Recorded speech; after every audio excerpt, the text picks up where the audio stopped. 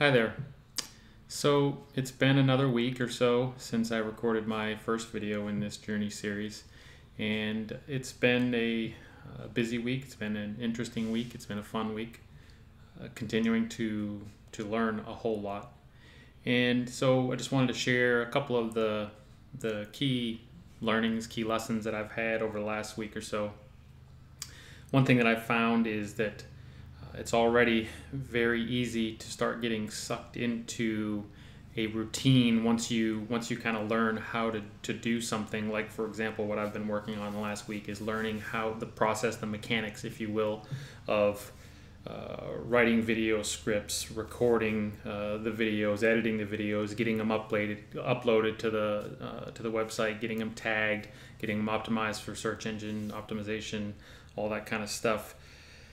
It's tedious, but once you learn how to do it, it's not rocket science. It's just a matter of going through the process. But it takes up such a long time, and what I found is it's very easy to get just kind of lulled into that daily process, that daily grind, if you will, of just doing that day after day versus kind of taking a step back and looking at, all right, what else do I need to do to really grow this business and develop it.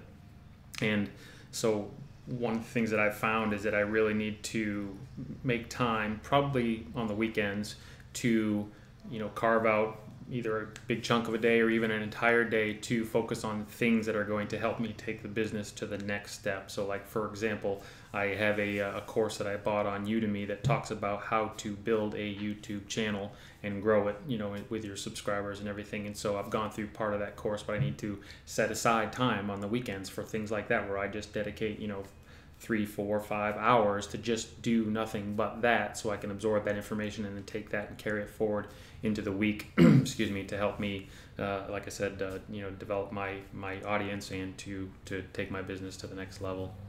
The other thing that I've learned is that, since this is the first time that I've really had to do much in the way of creative work in my life, at least where that's my primary objective and what I'm, ultimately responsible for, is that one of the things that you have to be willing to do is scrap something that you have maybe put a lot of time and effort into.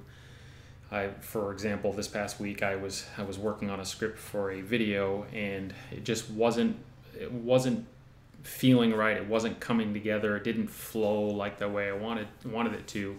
And what I finally realized was that there was an entire section of the script that I was trying to fit together with the rest of the content, that it just didn't fit.